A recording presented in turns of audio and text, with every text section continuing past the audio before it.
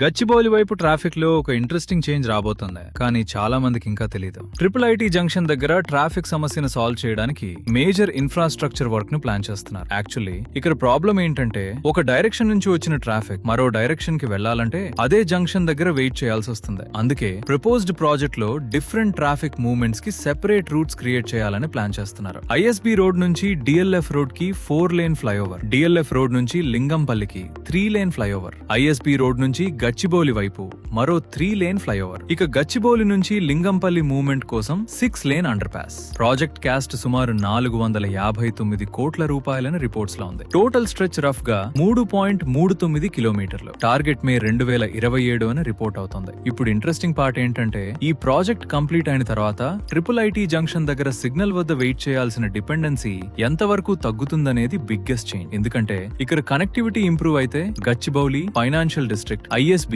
DLF, Lingampalli వైపు daily commute పై direct impact ఉంటుంది. అండ్ రియల్ ఎస్టేట్ లో కనెక్టివిటీ చేంజెస్ ని ఫస్ట్ అబ్జర్వ్ చేసే వాళ్ళకి ఫ్యూచర్ డెవలప్మెంట్ ఎక్కడికి మూవ్ అవుతుందో ఎర్లీగానే అర్థమవుతుంది. ఫాలో అవ్వండి అసెట్ హబ్ వెస్ట్ హైదరాబాద్.